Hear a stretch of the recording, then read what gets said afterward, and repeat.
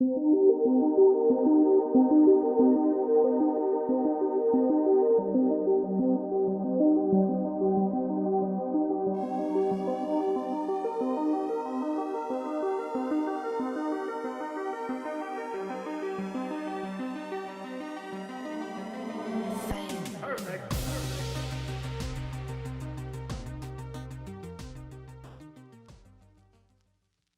up, everybody? Welcome back to the channel. I'm kind of reviving this channel with a new video. It's a little bit different on a different language, actually. So we're gonna dive in a little bit with someone who just came back to the game after a long time. A well-known veteran that many people have been looking towards. They want his deck list. They're looking for it. And I did not know that he was like a veteran player. So I just started chatting with him. We started building Dino. It was a long time ago. It's been a year since COVID. So we're getting back to like this current year and this current format. And I know a lot more about him now, like his process of the deck building. And I guess I'll let him present himself. So can you tell us who you are and what you've been doing lately?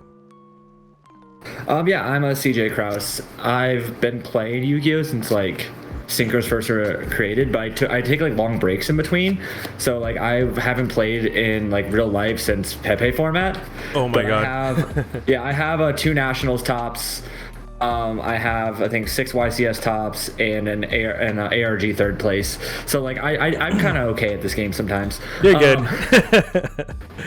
But yeah, I've not literally played in real life Yu-Gi-Oh! Since that format, and I've been kind of just like played online a little bit during COVID. They got me back into it, and that's where I met you and started chatting with you. And you like, I think you beat me in like some random online tournament or something like that. And like you were just like, we're like wild about how my techs and my deck were in dinos. And we started chatting, and then when this new format hit, I was like, bro, I got some crazy ideas for Tri-Brigade. And it started building from there. And you've seen every step of my process, which is like a lot of steps. This is way different from the first build initially, like the purest version, like after the hit, after the Dryden hit actually. So So it has been different, like a more extender-ish kind of deck list that you're doing. It's more of a, if this happens, I can still keep going. So it's a gas build. I noticed with like the Tri-Brigade deck, the biggest thing is like on the second summon, if I got stopped, I had to pass. And losing turns in this format is not okay. Like you just get like destroyed, and you can just get OTK'd too quickly. So I had to find like unique cards that keep me going to play through hand traps. And a lot of times you can get people off guard because like they know the choke points in standard pure Tri-Brigade. Like that's known. It's not like it's uncommon. That's why Valor's so popular right now. But with my extenders that I'm playing, that are a little bit unique, that also help the archetype as well. I was playing through everything yesterday. Like the tech cards probably won me 6 games total. Wow, and I can definitely see it happening, and I can see like many people not liking this build because there are some weird choices here. But I guess if you want to go through them one by one, I mean, some of these are obvious. I guess like the cats, the kits, the Nervals. I can go through it. Yeah, go for it. The Tri-Brigade core is pretty simple. I mean, we have the 3 kit, 3 Nerval, 3 Fractal, 2 Karis. I think that's just the established lineup. Everyone runs that lineup. You can play 3rd Karis if you want, but and it's okay to play the 3rd Karis if you're playing Rescue Cat. Like you see, I play 3 of them. Standard though. Yeah, I noticed a lot of times in games that I didn't want to use my Karis for my Rescue Cat, because I wouldn't have 2 Karis in deck for the gameplay. And you sometimes in those grind games you need the 2 Karis. It's really important. So I was looking outside the box, and like some people are playing different level 3 lower beasts. I found a way to move into like the dangers here.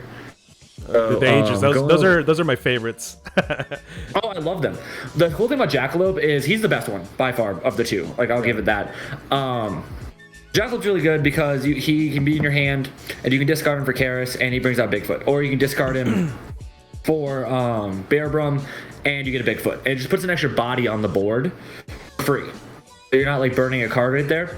Also, again, it's a level 3 beast, so it lets me summon Jackalope Kit off my Rescue Cat, which is doesn't sound too important like in the grand scheme of things, but like a few turns in, if you're going back and forth with your opponent and you're out of Karis, you can't push through their back row. You can't push through their hand traps.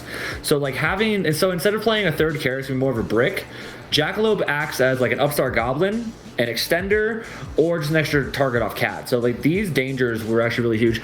The tournament I played at had 108 players in it.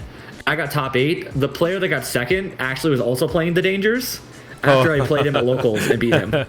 Did they ask you for the build, or were they just watching you and they just took it from there? I mean, you kind of saw a lot of it. We were chatting a good amount. We're pretty decent friends at this point. I've literally only played 2 weeks in real life. This is my 3rd week total playing in real life Yu-Gi-Oh! So like I got to know some people at locals, and it's funny because like literally 3 Tri-Brigade players in my locals now play Dangers. The guy I got the Dangers off of bought the Dangers back from the shop because he didn't have Dangers to play anymore. Yeah, you said that the shop did not have Dangers at that point. They sold out of these two. These two specifically. Yeah, they sold out the Jackalope and Bigfoot. It was funny, but yeah, I think they're great. Bigfoot is obviously the more of the brickier of the two, but it actually comes up in certain like grind games. Like in the tournament, I was playing against a Prank Kids. He had Mystic Mine up, and up. So I didn't want to play into anything, so I just kept passing back and forth, knowing that once I draw Bigfoot KRAUSE, I can pop the mine and go off. That's so crazy. It's so specific, but it works. I mean, this is what happened in the tournament, though. Like, I'm explaining like a weird scenario that happens with that. So, like, he was trying to stall me out because he's with that. And if I summoned anything, he gets bow out, and I'm under mine. So I made him stay under mine until I drew my out, kind of thing. Okay. Another weird card down here is Zephyros. Yeah, the Zephyros. The only time I've seen Zephyros was in the Bambi build, which is like the discarding the Zephyros and like synchroing and doing some weird stuff. But yeah. It's a similar idea of it. Its biggest utility is with the Foolish Burial that's underneath it, because the way I built this deck is you have the max amount of starters you can play. So you're playing like, and starters mean 1-card starters, not combo, because mathematically I have 11 of them. Yeah. Which gives me an over 70% chance of seeing one of them in my opening hand. And I want to see hand traps at 1-card starters. That's like you can do 2-card starters, but that's kind of my mindset of it. But if I draw multiples, and let's say I draw a Fractal and a Foolish, those are both starters. They do almost similar purposes. But if I have a Zephyros in my deck, I can dump the Zephyros, have it be an extender on top of it. Exactly. That's things like that. You can also ditch it for KRAUSE. A cool thing you can do also is if like your rescue cat gets Veilered, and you have a way to Zephyros, let's say you open it, or you have a Foolish or something like that, you can get it to grave, bounce the cat back to hand, make a Fairjet, and special summon the cat, use the cat. That's crazy. So it just basically nullifies it. It gets there. Yeah. So that's one of the biggest things there. Not too much to say. I mean, it is a card I side out a decent amount. Like when I'm going second, I don't really need that extender a lot of time. The Foolish and the Zephyrs usually come out, but going first, game 1, I don't know what I'm playing is. I want the most consistent deck, and I want to be able to push through what I need to. At worst, I have too much gas and I still win. Is kind of how I envision this deck. Yeah, that's pretty much the vision that you've had like most of the time when we talked about it, and I've seen you play on DB, and it was like, dude, I need more gas. I mean, this deck is pretty good on its own, but like adding this type of things gives it that push for your style, which is great. Yeah. I mean, my style is still very much control, as you can see about the 13 hand traps and over here. Yeah, these are great. Yeah, the 3 Ash, the 3 Gamma, the 2 DD Crow, the 1 Bell, 1 Veiler, and the 3 Imperms are the hand traps I chose to play with this. I still like having that control build. Playing 13 gives you an over 50% chance to open 2 of them, and a lot of decks' format, you need 2 of them to stop their play. So I'd rather give myself the advantage of that than the opponent. Sometimes the right hand trap can stop them in their tracks, but I'd rather have more. Than that. So again, all of this is based on a bunch of like mathematical equations on like why certain ratios and why this and that. And I can break that down more if anyone has any questions. Like hit me up on like anywhere, just like Facebook, definitely. Discord, all that. Yeah, I know most of these, like what they're for, what they're hitting. The 2DD Crow, I love those as well. So I guess we could explain that if anyone's interested. Definitely hit him up. Yeah, and where DD Crows were great. They were great. Nice. A lot of people are cutting them, and a lot of people expect one of them. So it's like people don't give another one, or it just was good all day. Like I put a third one aside just for that because I thought it was that good. And just the count. You want to keep 24 animal, beast, warrior, wing beasts in the deck, counting your 10 keys and your foolish as ways. Because if you open up 3 of those at a time, you can play through one hand trap automatically. Just how it goes. And if you open up 3 of them, you don't need them, you just put them at the bottom of the deck. So I remember initially that you were playing the Desires, and then I convinced you to play the Prosperity to give it a shot. I don't know. Did you play both tournaments with the Prosperity, or did you do? I've been playing Prosperity for like 2 weeks. I activated, so I was testing Desires a little before. So I played one Prosperity only. So the spells go really fast. We'll start with the one Prosperity. The 10 keys are kind of a given. You play the most ways to get to Fractal. I never want to double draw Prosperity. I never really want to banish over 6 cards. I barely ever want to banish 6 cards. Usually I have 3 I can pick from my extra deck. Is the biggest thing with that. Honestly, the Prosperity is there as a consistency card. I don't think there's a better card I could be playing right now, because if you activate a Prosperity, it ups your chance from like 72% to 94% of seeing a 1-card starter just by seeing 3 new cards.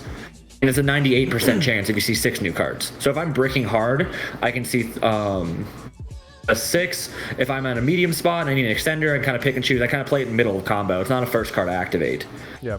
But it was fine. I only got to use it like once in top 8, and that's about it. That's the only time I saw it, and I'm only playing one because the deck was just consistent.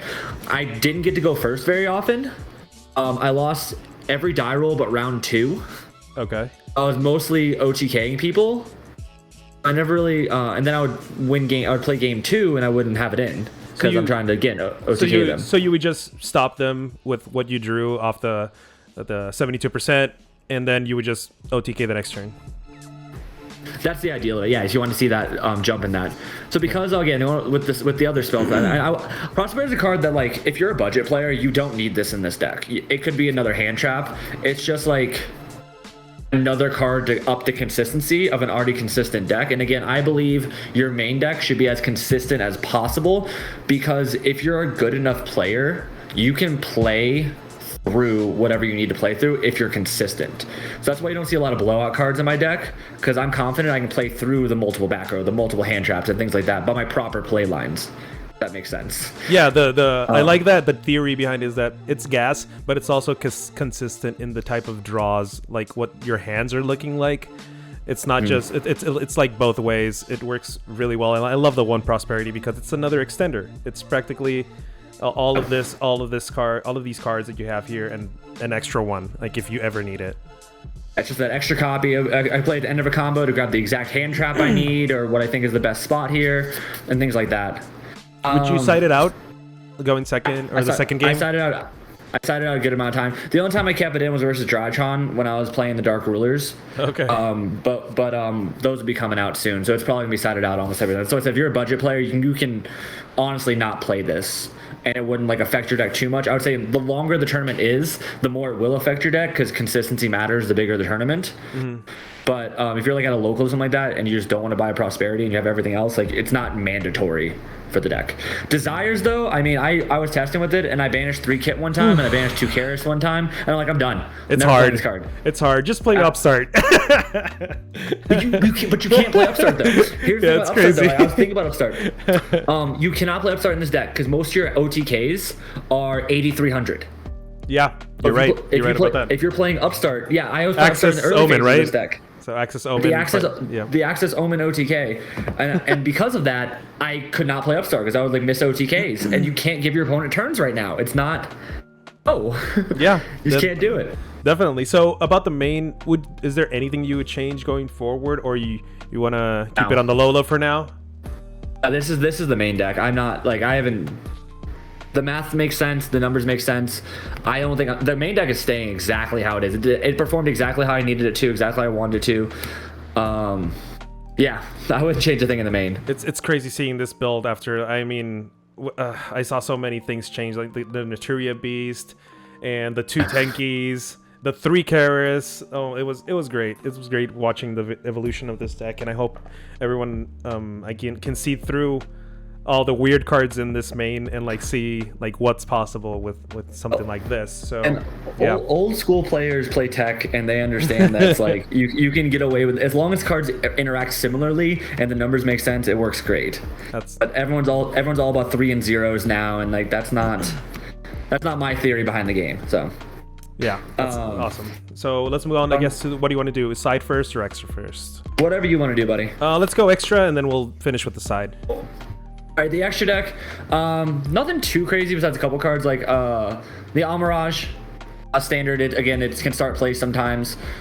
I also like to do it sometimes versus like there was a couple Cyber Dragons at the event. If you're ever playing Cyber Dragons, you want to put Armorage up first and then go into your combos so they can't Mega Fleet you or whatever that. Yeah, the contact one. Yeah, The definitely. contact fusion one. Yeah, so that's something unique that could come up because there was like Cyber Dragon got 10th at this event, so they exist. They've been topping. They've been topping, dude. So like if you're ever playing one of them, go through your plays with an Armorage in the EMZ. And then they can't. You won't have to deal with that on the left side. I've done that before. On the left side, please. Yeah. But yeah, going forward with that one. Link Karibo is the next one. The only and I saw this once actually in tournament. The only reason I play this is because of the 1-for-1 that I play in the main deck. If you open 1-for-1 and any beast, that's combo. A beast warrior, wing beast, whatever. It's combo. But if you don't have a Link Karibo, you can't do combo without having another Tri-Brigade. So like I was doing this or Daruma was my other choice for that spot. Yeah. But I knew if I saw 1-for-1 and I just like saw 1-for-1, we'll say DD Crow and 3 other hand traps. That's combo if there's a Link Karibo in your extra deck. If there's not, it's not combo, and I wasted a turn. So I'd rather like have that than versatility. Yeah, I really like the Link Karibo. Lambda is super important because you'll see in the side deck with retaliating C, I mean, but also like putting a Lambda up when you have a Gamma in hand is really good. You can also mind game your opponent by just summoning Lambda mid combo, and even if you don't have the Gamma, your opponent has to like assume you have it, and they have to let plays go through. It's a really cool interaction with that, and a lot of ways to like mind game your opponent. Yeah, I love it when one game I played with this similar build to this is almost the final version. I had 2 Gammas in my hand. So I sent Fractal, they ashed, I Gamma'd, and then I made Lambda. And then they assumed I didn't have another Gamma, I guess, because I didn't make Omega. For some reason, I don't know what they thought, and they just tried to Veiler me, and then I had another Gamma, and then I had to make Omega. It was great. It felt great. Yeah, there's also some cool plays. If they do it off your Rescue Cat, you can actually summon out the Gamma and the Driver, of course, and get your 2 monsters off Cat. Turn the Cat monsters into Lambda, and then turn the other one into Omega. Banish for Omega, and then the end phase you get another Gamma out of hand. Yeah, you get another Gamma. So it's a cool interaction with that. And then if you have extenders, you're just going to keep going anyways. So, and this deck usually does. Yeah. Access code, it's your OTK card. I make it all the time. I face them adding Nisters at locals. They'll drop like a 6,000 towers guy, and I'm like, cool, 6,300 access. I did that turn 1 at locals this past week. So access code is kind of my like go-to. OTK, I think it's everyone. It's not really too crazy that people know. That's pretty much mandatory, I guess. Yeah, it kind of is, unfortunately. That's like the big money card that's mandatory for this deck because a lot of your OTKs go through that, a lot of your board breaks go through it, and just having like 5,300 whenever you need it mid-game is just insane. Appaloosa, what can I say? It's one of the first combos you make, usually make it turn 1. A lot of times I'll try to make it mid-combo for an OTK to make sure I can't get nibbed. Nothing too much to say about that. Yeah. Double Dragon Lords. I actually summoned this 0 times in the event. No way. I love this card. Because I love the card. No, it just never came up in the rounds I played at the double case tournament, and I made it a bunch in practice and a bunch of everything. It's just I went second so much at making it was never the right play. I get it. I never got to set up that like Rugal and Double Dragon Lord board. I never got to set up the Appaloosa Double Dragon Lord board. It didn't work out that way for me. So I should summoned it 0 times, which is kind of funny. It is. But it's very important. Play the card. Very important. Mm-hmm. Doom Eagle. This is one of my favorite cards. Gain 24 attack is actually super important. That's something to keep an eye on. It actually helped me win 1 game in round 4 versus Dogmatica Invoke Chadal. I had to make a weird roundabout OTK where he had Alistair only engrave and the Moonlit whatever card, the link up on the board. Yeah. To put a Meagle in the 5 zone right next to the graveyard. Yeah. Bounce off my Armorage and then make an access code in battle phase. Spin back the Alistair to make Doom Eagle 48. swing over, and then access code 43 for game. That's crazy. Yeah, so it was just a weird, like, and it took me like a minute and a half to figure out that combo. My opponent was just like, there was zero other way you could have played that, and beat me that turn. I'm like, yeah, I know. I had to think really hard. So Big think. He was really cool. That was a fun match. Bear Rome, I only run one because I run 2 Revolt. You're running 3 Revolt, run 2, but again, space-wise, I think 2's fine. A lot of your bricks happen when you open a Revolt without a way to a starter, or they stop your starter. Like, say they ash your Fractal, and you don't have an out to it, and you just have a Revolt. That's where some of your bricks come from. Yeah. But Revolt's an insane card. It's really good. And again, they combo with the dangers, discarding any of those to trigger the effect. So it's kind of cool to get extra extenders that way. 2 Blossom, I think it's very important to play 2. Some people are cutting it to 1. Disagree. I made 2 all the time, so I don't really know what else to say about that card. It's really good. I play parts when I played the last tournament. It hurt my heart to banish 6 because my hand was so bad, and I did not want to banish the second Bear Bloom because it's so necessary. It feels like Blossom. It has to be there. Yeah, definitely.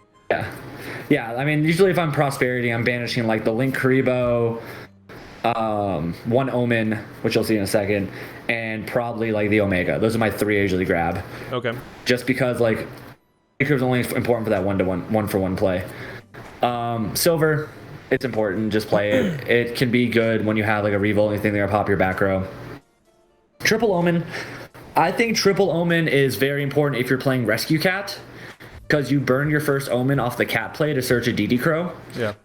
If you're not playing that combo, you can get away with 2 of them. But I've had matches where I've summoned 3 numerous times. And the third one, honestly, people don't expect the third one, which is great. So they think you're done. You just have a third one drop on the board. So that's something that's super important. If it's just cat, you definitely want to go through this for that DD Crow search.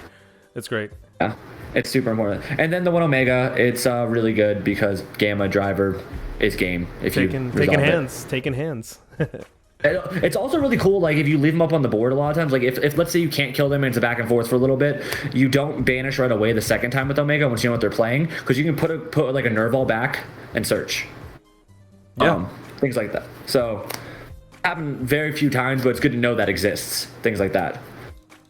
And that's the extra deck. Very nice. That's the extra. So, let's finish it up with the side, man. Okay, so you have some really nice picks here with your side. Yeah. Well, I love my side deck for the most part, besides like the 2 cards I'm changing. Yeah. Retaliating Sea. Like, there was so much Shadal and so much Drytron and so much Prank Kids at the event. This card is nuts. Like, if you don't know what it does, basically, if your opponent activates a spell card that special summons a monster, you special summon this from your hand. It turns the board. It makes everything Macrocosmos. Yeah. Everything gets banished, and everything that's played gets banished. So if your opponent starts off with a Nova, you special summon this, their turn ends. If they play a Shadal Fusion or an Invocation, you special summon this, everything gets banished. None of their trigger effects. They can't revive anything. And that's a big key. Or if they Prank Kids, they're playing their Pandemonium, you drop this, everything gets banished. None of their effects. All the same thing. So it's super good for that. And a lot of times, again, it does macro you, but you play Lambda, so you link it away next turn. That is true. That is pretty easy to get away. And then I play 1 Contact C, Retaliating C, Searches Contact C, and the matchups you side both of them in for. And that's really only Prank Kids, is where you side both of them. I haven't really found a matchup where I wanted to side Contact C in that. And Contact C is actually insane for the mirror match. If I didn't have so much mirror match already, like, good cards, like, you'll see a couple of the hand traps coming up that are like similar in service to it. Contact C can end the turn 1 board, but it also means you have to kill them next turn, or they use the Contact C for an Appaloosa. So it's really good for that. But again, Retaliating C, whenever it's sent to the graveyard, you add a 1500 or less Earth Insect. That's Contact C. So when you're facing Prank Kids, you Retal C their fusion. You either link it off yourself, and you can do it. Doesn't have to be destroyed. So whenever it's sent to the graveyard, you search Contact C, and then you can stun them again. So that's one of my favorite combos there. I think Retal C needs to see more play. Yeah, I definitely like this, that it saves a lot of spots in the side, for sure. Yeah, I think it's just better than like a lot of the cards, because it hits multiple matchups. Like, I didn't want to play like the Allied Justice, because it's only 1 matchup that it hits. I didn't want to play I wanted some coverage across all matchups, and it was really good. Every time I saw it, it would like swing the tide of the game. I just didn't see it as much as I would love to in the Prank Kids match, especially in top 8. But it happens. I love those cards, man. So the 1 DD Crow and 1 Veiler. So the DD Crow acts as the 3rd DD Crow in a lot of matchups. I was doing a lot of testing with the deck, and I realized that I was certain hand traps, certain matchups, these aren't good, and I wanted to keep my animal count the way it is. So I needed more hand traps. I wanted it to be a Beast Warrior, Wing Beast. DD Crow being a Wing Beast was super helpful. Like Salad, I sided in round 1 versus Salad, and yeah, it helped win the match. Just good. I think DD Crow's amazing. The 1 Veiler, again, it's that mirror match card. It's very fluctuation with that. It just feel like DD Crow isn't good versus the mirror, so I'll swap out a Crow for a Veiler a lot of the time.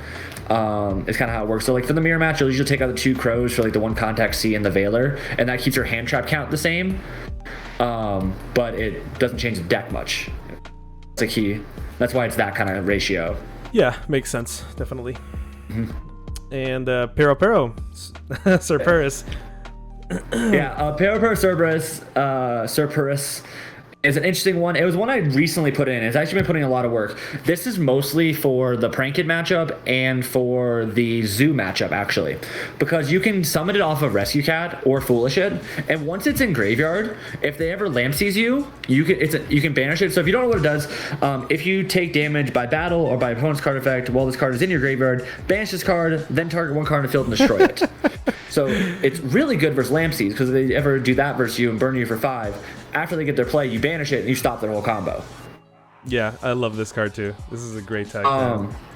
And then versus, if you ever see someone playing the Zoo cards versus you, you get this to the graveyard and they try to board bow you, you banish it and pop the board bow and you won't get Zeused. Yeah, exactly. That's another great card. Those 2 interactions made it worth it to me, and sometimes I want to side out the dangers going first, depending on the matchup. Like if I have too many cards I want to put in, and this keeps me not having to do the KRAUSE off the Rescue Cat. This actually won me a match versus Zoo, having it in graveyard, because they were trying to poke me. Was it a second? Zoo? It was just game 3. It was just in there. Oh, okay. It was just floating in the graveyard. I dished off KRAUSE early game, and he couldn't poke me without having his card destroyed. Okay. He couldn't get the Zeus. He couldn't find a way to Zeus because I put all my monster in attack mode. He had to board bow direct, but he couldn't he had a 10 key up, so he had to damage me, so he was stuck. It's a big key factor. You can also reuse it off Revolt. It goes right back to grave. It's not once per duel. It's many times. It's multiple times per turn even if that ever came up. So yeah, really it definitely grinds. I like how it grinds, and everybody forgets about it usually. I mean, I usually only put it in for those 2 matchups in Rogue or like decks that side deck like Floodgates versus me. It's not like I don't put it in versus like the Mirror Match or Drytrons, things like that. But those decks that have inherent burn cards like Prank Kids, or like those decks that poke you directly around your monsters to try to get to a Zeus, you just drop this guy and now they can't Zeus you. You wasted your I took 100, cool. I took 17, cool. Things like that. And that means I don't need to burn like a trap. I can hold my Revolt. I can hold, I can hold my Imperm. That's a really good card to have in the side. I usually see lots of people having it in the main, and it has a good spot in either, I guess. It's fine. Like I said, I only like it for those 2 matchups, and I think the dangers add more on their own. The pair is more situational, is why I put it in the side. All right, so now 2 Chalices and 2 Dark Rulers. Let's talk about the Chalices first. Chalices are, again, that mirror match card. I had to think of a card that beats Contact C, because that's the only card in the game that stops my turn 1 that I can't play through. So, if I go into a Fairjet, and I've used a Zoo effect, or I've used Fairjet effect special summon, you put a Contact C in my arrow, my turn's done. As all the try cards say I can only link with Beast Warrior, Wing Beast, and Contact C is an insect. So I wanted to have a card that could let me keep playing if I draw it, but also a card I could draw off rip and negate an Appaloosa or negate an Omen. I don't know, anything. I mean, like an Omen. Yeah, anything I can have off rip just to be like, okay, cool. Let's stop that. Let me keep playing now. Just things like that. So it was really good. Again, against the Zoo matchup, did it. I think I did it too as it wasn't a Zeus, but I did it for the board bow, and if I draw it versus a Zeus, I can just play it. They try to use the effect. So It's important for their stuff like that. It works. There's not many cards you can draw off rip that like do that. Dark Rulers, it was me respecting Drytron too much. I would not be playing these again. What would you swap them out for, though? I probably play Ghost Bells. I think with the Prank Kids, I wasn't familiar with that matchup very much because like returning to the game and like I understood what they did, but I didn't understand like how much they did. And if I belled them at any time during their like combo at the right time, because I was playing properly, those are my only 2 losses were the Prank Kids.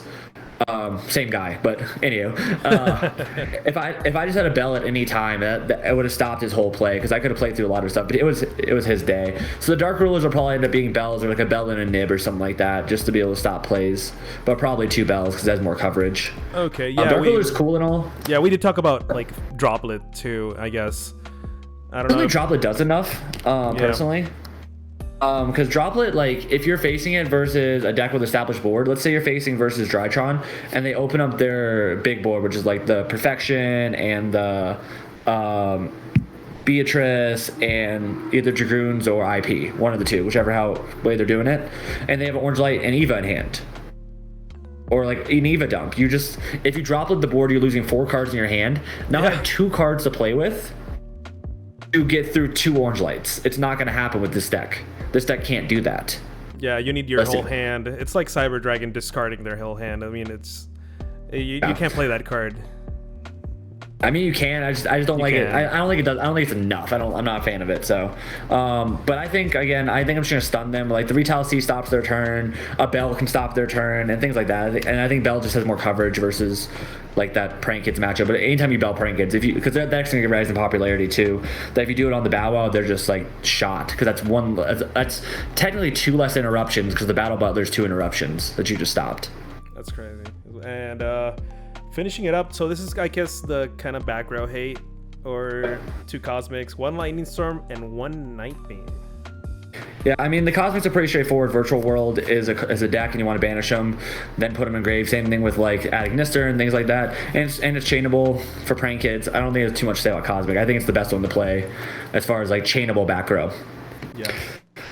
The 1 Lightning Storm and 1 Night Beam might be a little confusing for people. I actually won round 1 because I drew both of them instead of making them both one of the other.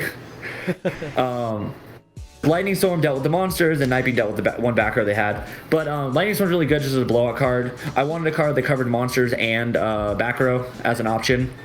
I never want to double draw Lightning Storm, so it's kind of one of those like double-edged sword situations. Night Beam actually won me my game, my round 3 in the mirror match, going second. Because he set 1, I opened the Night Beam, and I hit Night Beam, and it was Revolt. For those who don't know what Night Beam does, it's target 1 spell or trap card your opponent controls. Destroy that target. Your opponent cannot chain the targeted card in response to this card. Yep. So he couldn't chain the Revolt. So he had a silver and a Revolt set. I knew what he had just because it's obvious what they have at that point. Yeah, it's usually obvious.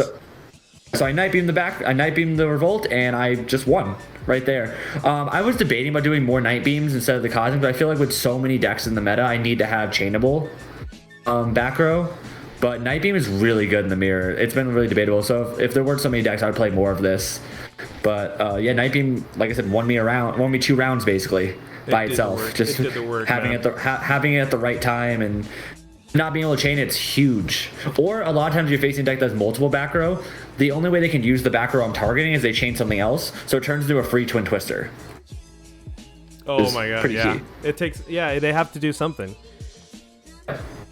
And it always 1-for-1s, or it might 2-for-1 sometimes, which is super important. I love that this also works against like maybe Invoke Shaddoll, like with the Schism set, when they don't shotgun it early in their main. I mean, well, you have turn play priority. Yeah, exactly, which is great. Makes this card even greater. Now you can do that always to Prank Kids too. Turn play priority Night Beam. Yeah, and then shut off this Pandemonium. So it's like that.